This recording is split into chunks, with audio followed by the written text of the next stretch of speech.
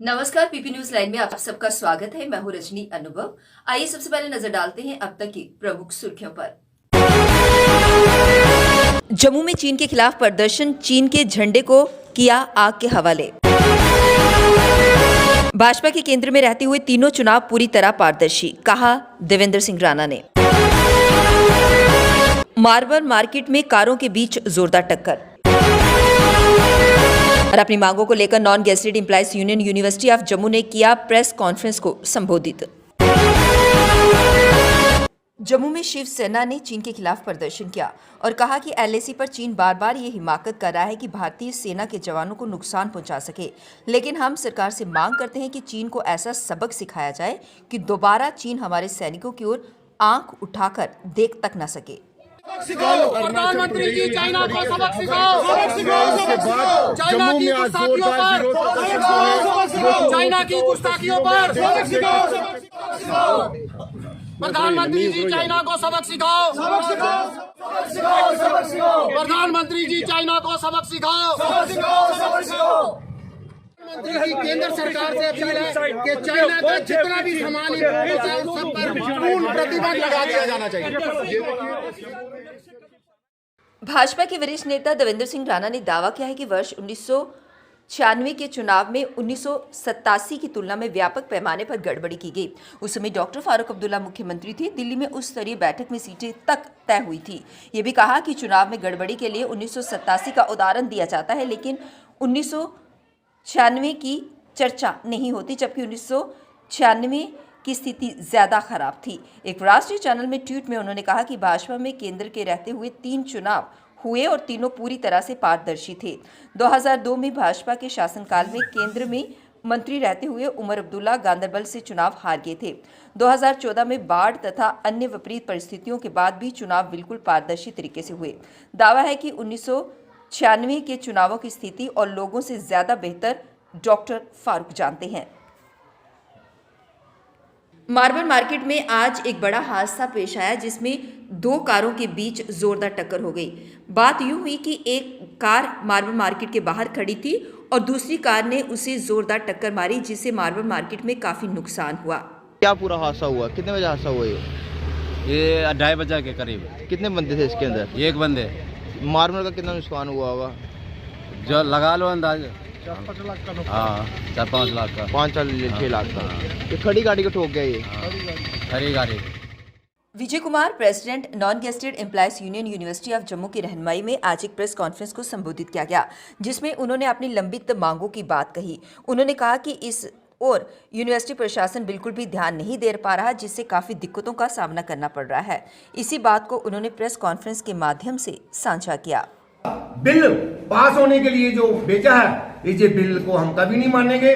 जो जम्मू यूनिवर्सिटी की टानवी पावर है वो लागू रहनी चाहिए। जो 13/4 की बीसी की पावर है वो लागू रहनी चाहिए। रजिस्ट्रार की जो पावर है वो लागू रहनी चाहिए। हम सुन रहे हैं जब बिल पास हो गया फिर प्रमोशन पॉलिसी हो जाएगी। जो हमारे जितने भी मुद्दे हैं वो स्टेट के पास चले जाएंगे। वो हम चाहते नहीं है। जो हमारी टानवी है, जो हमारी पावरें हैं, जेएंड के अंदर यूनिवर्सिटी जितनी भी है उनकी पावरें हैं वो पावरें रहनी चाहिए। बीसी की पावर 13/4 की रहनी चाहिए। रजिस्ट्रार की चेयर की पावर रहना चाहिए।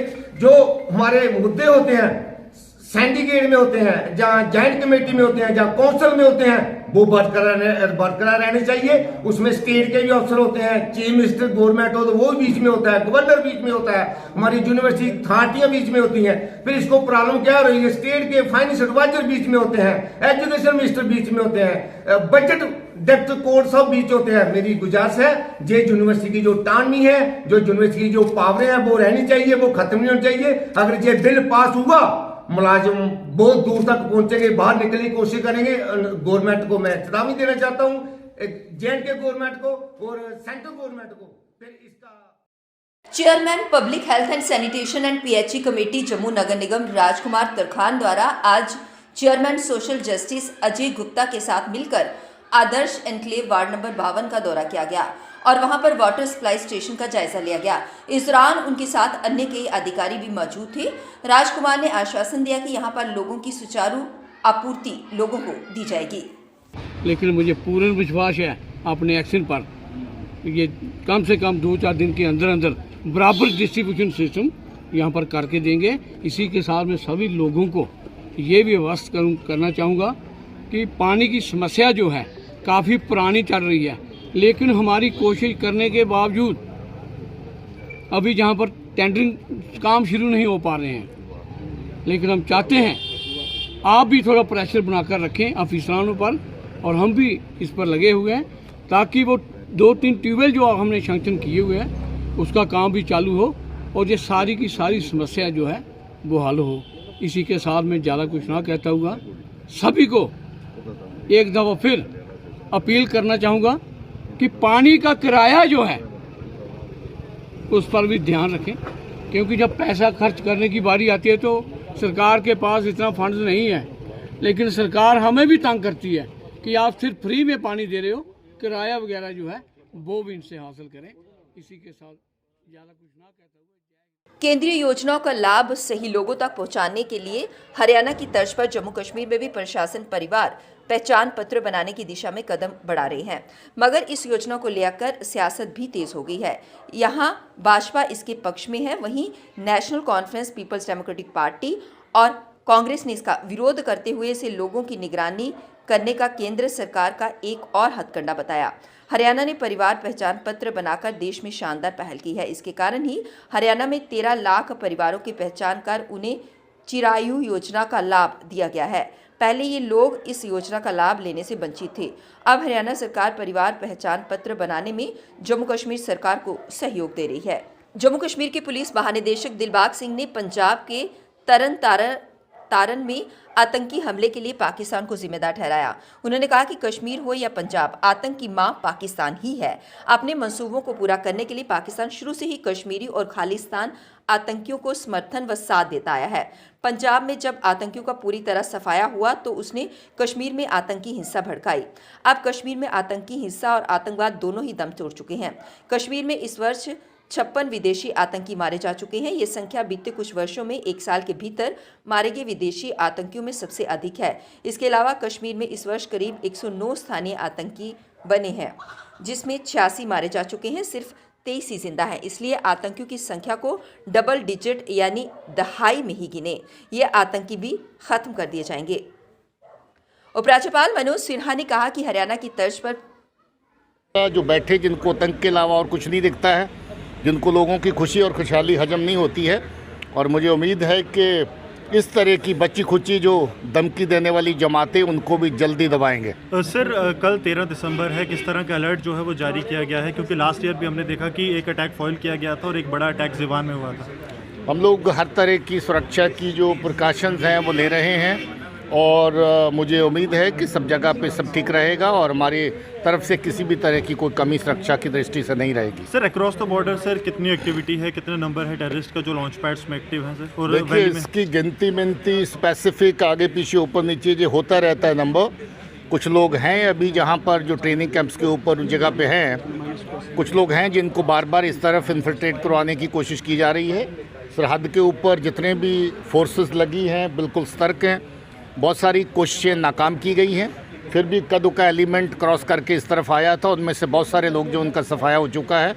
हमारी बाकी कार्रवाई ऑपरेशन जारी है। सर, हिंटरलैंड में सर एक्टिव टेररिस्ट की संख्या कितनी है? अभी मैं पहले भी कह चुका हूं कि डबल डिजिट में काउंट करिए उनको, और इतना की डबल डिजिट में अभी एफटीबी बड़ी छोटी गिनती में है। 1 साल के अंदर फॉरेन टेररिस्ट 56 का सफाया हुआ है, जो लार्जेस्ट नंबर है पिछले बहुत सारे सालों में। और इसी तरीके से अभी अगर इस साल मान लीजिए कि 109 मिलिटेंट पैदा हुए, उसमें 86 का सफाया हो चुका है, 23 सिर्फ बचे हैं। तो जो मिलिटेंसी के रास्ते पे जाएगा उसकी उम्र लंबी नहीं है। हम चाहते हैं कि नौजवान बच्चे अमन और खुशहाली का रास्ता पकड़ें, तरक्की की राह जो है वो अपने लिए चुनें। मिलिटेंसी का रास्ता जो है ये दुश्वार है और इस पे चलने का कोई फायदा नहीं है। सर, पाकिस्तानी और खालिस्तानी टेररिस्ट जो हैं वो इकट्ठे ऑपरेट कर रहे हैं। पंजाब में सर ट्विन आरपीजी अटैक्स हुए, पहले मोहाली में, परसों जो है तरन तारण के सरहाली में। किस तरह से देखते हैं? इस पे अभी कमेंट नहीं करेंगे। इसका उपराज्यपाल मनोज सिन्हा ने कहा कि हरियाणा की तर्ज पर प्रत्येक परिवार के लिए वशिष्ठ पहचान पत्र जारी करने के फैसले से किसी को घबराने की जरूरत नहीं है। ये प्रत्येक परिवार की सहमति से तैयार किया जाएगा। इसके डाटा का उपयोग कल्याणकारी योजनाओं का लोगों तक लाभ पहुंचाने के लिए होगा। जम्मू में कार्यक्रम के बाद वह पत्रकारों से बातचीत कर रहे थे। कार्यक्रम में उन्होंने कहा कि अनुच्छेद 370 जम्मू कश्मीर में अलगाववाद, आतंकवाद, परिवारवाद तथा भारी पैमाने पर भ्रष्टाचार को बढ़ावा दे रहा था। ये अपने भाइयों और बहनों को उनके हक देने में बाधा उत्पन्न कर रहा था। इसका उपयोग पाकिस्तान आतंकवाद को फैलाने में कर रहा था। प्रधानमंत्री नरेंद्र मोदी ने इसे हटाकर जम्मू कश्मीर में शांति, प्रगति तथा समृद्धि के नए अध्याय का शुभारंभ किया है। जम्मू कश्मीर के लोग हमेशा शांति चाहते हैं, लेकिन पाकिस्तान प्रायोजित आतंकवाद तथा इसके समर्थक हमेशा धरती के स्वर्ग को बर्बाद करने पर तुले हैं। अब हालात बदल गए हैं। धरती का स्वर्ग अब नई ऊंचाइयां छू रहा है। लोगों की जीवन शैली आसान हुई है। आज विश्व समुदाय ये समझने लगा है कि कुछ भी अच्छा आतंकवाद या खराब आतंकवाद नहीं है। भारत और चीन की सेना के बीच अरुणाचल प्रदेश के तवांग सेक्टर में LAC पर बीते 9 दिसंबर को हुई झड़प में करीब 200 चीनी सैनिक शामिल थे। इन्होंने अपने हाथों में नुकीले डंडे और लाठियां ले रखी थी। इस झड़प में दोनों तरफ से के जवान घायल हुए हैं, लेकिन किसी की मौत नहीं हुई। हालांकि चीन की तरफ से सैनिकों को अधिक चोटें लगी हैं। फिलहाल इस इलाके को भारी बर्फबारी हो रही है। चीनी सैनिक इस चोटी पर बनी एक भारतीय चौकी को ढहाना चाह रहे थे, लेकिन भारतीय सेना ने कड़ा प्रहार कर उनकी इस इच्छा पर पानी फेर दिया। इस घटना के बाद दोनों पक्ष तुरंत प्रभाव से पीछे हट गए। इस झड़प की खबर सामने आने के बाद कांग्रेस ने भाजपा सत्ता पर निशाना साधा है।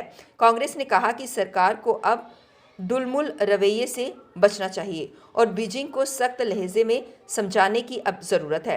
वहीं कांग्रेस के सांसदों ने आज संसद के दोनों सदनों को स्थगन करने का नोटिस दिया और इस मुद्दे पर प्रधानमंत्री के बयान की मांग की है। उत्तरी कश्मीर के बारामूला जिले के सोपुर के तुलिबल इलाके में संदिग्ध IED मिला। सोपुर पुलिस 52 RR और CRPF मौके पर पहुंची। बम निरोधक दस्ते को बुलाया गया और उसे निष्क्रिय किया गया। इससे पहले शोपियां जिले में शिरमल इलाके में सुरक्षा बलों ने 6 दिसंबर को सड़क किनारे लगाई गई इम्प्रोवाइज्ड एक्सप्लोसिव डिवाइस बरामद कर सुरक्षा बलों को निशाना बनाने की आतंकी साजिश को नाकाम किया था। बाद में बम निरोधक दस्ते ने IED को निष्क्रिय कर दिया। विस्फोटक को एक प्रेशर कुकर में लगाकर रखा गया था। एक पुलिस अधिकारी ने बताया कि पुलिस और सेना की संयुक्त टीम शिरमल इलाके में गश्त कर रही थी। इस दौरान सड़क किनारे IED पर उनकी नजर पड़ी। तुरंत बम निरोधक दस्ते को बुलाया गया था और उसके बाद उसे निष्क्रिय किया गया। इससे एक बड़ा हादसा टल गया। जिससे सड़क पर इसे लगाया गया था, वहां से आम नागरिकों के अलावा सुरक्षा बलों की आवाजाही बराबर रहती है। श्री माता वैष्णो देवी श्राइन बोर्ड की ओर से देश दुनिया से माता वैष्णो देवी भक्तों के लिए कॉटेज और आरती दर्शन नीति शुरू की गई है।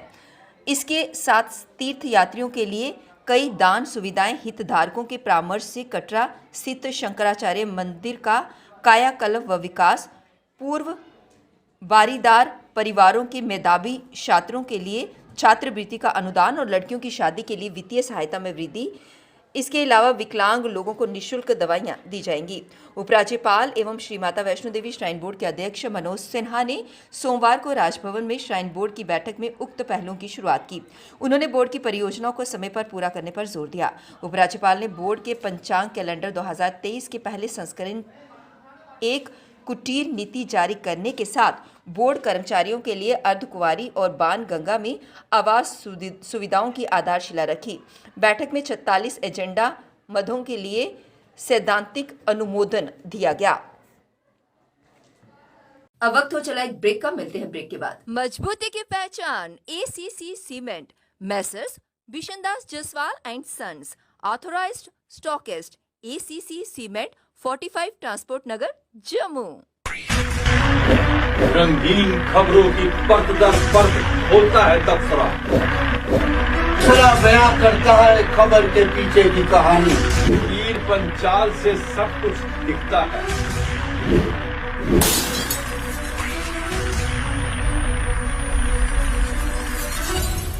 ब्रेक के बाद बढ़ते। जम्मू कश्मीर की पूर्व मुख्यमंत्री और पीपल्स डेमोक्रेटिक पार्टी के अध्यक्ष महबूबा मुफ्ती ने कहा कि जम्मू और कश्मीर में सभी परिवारों के लिए वशिष्ठ पहचान पत्र बनाने की योजना कश्मीर के लोगों के जीवन पर पकड़ को मजबूत करने के लिए सर्विलांस की रणनीति है। उन्होंने आरोप लगाया कि कश्मीर के लोगों को गहरे संदेह की दृष्टि से देखा जाता है और प्रस्तावित योजना बढ़ते विश्वास घाटे का प्रतीक है। विशेष रूप से 2019 के बाद जब जम्मू और कश्मीर को विशेष दर्जा प्रदान करने वाले अनुच्छेद 370 को निरस्त कर दिया गया था।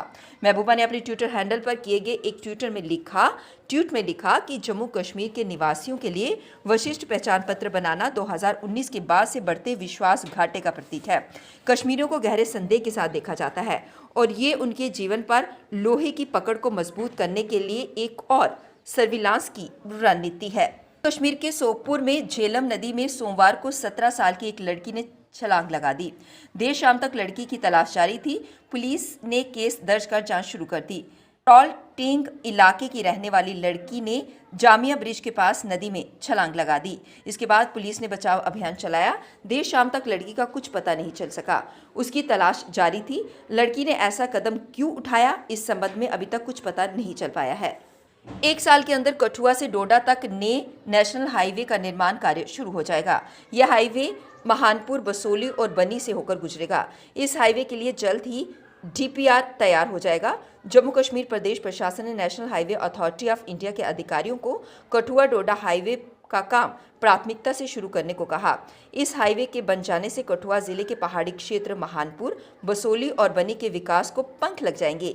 यहाँ पर्यटन उद्योग को विकसित करने की संभावना भी प्रबल हो जाएगी। जिला विकास परिषद अध्यक्ष कर्नल महान सिंह ने मंगलवार को कठुआ डोडा हाईवे पर सर्वेक्षण और इसके निर्माण संबंधित विभिन्न मुद्दों पर मुख्य सचिव अरुण कुमार मेहता, राजस्व आयुक्त वीके विधुरी और वन एवं पर्यावरण विभाग के प्रधान सचिव संजीव वर्मा से मुलाकात की। मुख्य सचिव ने डीडीसी अध्यक्ष को आश्वासन दिया कि ये काम प्राथमिकता पर है। डोगरी गीत मेरी प्रीत आज साहिल द्वारा रिलीज किया गया। इस गीत को सुरेश चौहान ने गाया है। संगीत सुरेंद्र सिंह मनहास का और बोल ब्रिजमोहन के है और ये प्री वेडिंग सॉन्ग है। इस गीत के माध्यम से उन्होंने लोगों को अपनी डोगरी भाषा को प्रमोट करने की बात कही। ब्रिजमोहन सर जी ने अपनी कलम के नाल लिखा है और के मल्होत्रा जी ने वीडियो डायरेक्ट की है। पूरी टीम का मैं तहे दिल देना शुक्रगुजार करता। और मेरा एक कंसैप्ट सी कि लोग पंजाबी गाना चुकते ही तो अपनी फोटो अगे ला के तो वो पेश करते ही। मैं कहना कि डोगरी दे विच गीत ये शुरुआत शुरू किया है और जम्मू की जी भाषा साडी डोगरी जी माँ बोली डोगरी है, खंड मिठे लोग डोगरे ये है। और मैं थोड़ी मीडिया के चैनल के नाल ये कहना चाहना कि लोग पंजाब तो उठते ही पंजाब की चीज़ लैके जम्मू दे विच फेमस करते सी। मैं कहना टूरिस्ट डिपार्टमेंट नूं कि डोगरी कलाकार दे विच देखो कितनी मिठास है। थोड़े ही चैनल के माध्यम नाल सुरेश चौहान जी ने जिहड़ा गाया अपनी मधुर आवाज़ नाल, देखो कितनी मिठी आवाज़ है। डोगरी नूं हमेशा प्रमोट करो। जिहड़ा अज दा यूथ है डोगरी बोलते बिल्कुल शर्म मत करो। डोगरी एक साडी माँ बोली है, साडी माँ है। माँ नूं हमेशा पिछे ना करो, माँ नूं हमेशा अगे करो। और सारी जम्मू की मीडिया का पीपी न्यूज लाइन के आज के इस अंक में बस इतना ही। मुझे और मेरी पूरी टीम को दीजिए इजाजत और आप देखते रहिए पीपी न्यूज लाइन। नमस्कार। जम्मू में आई टेस्टिंग की साइंटिफिक और मॉडर्न टेक्नोलॉजी के लिए हमेशा याद रखें जेम ऑप्टिशियंस, जहां पर रखा जाता है आपकी हर जरूरत का ख्याल। Gem opticians with the facility of eye exercise, A scan, biometry, pachymetry और ऑटोमेटेड फील्ड एनालाइजर। और हाँ, हमारे यहाँ बढ़िया क्वालिटी के ब्रांडेड स्पेक्टिकल्स, सनग्लासेस और कॉन्टेक्ट लेंसेज मिलते हैं। आपका भरोसेमंद एक ही नाम, Gem Opticians, Gandhinagar. Gem Opticians, Nai Basti. Gem Opticians, Amphalla. Gem Opticians, Trikuta नगर।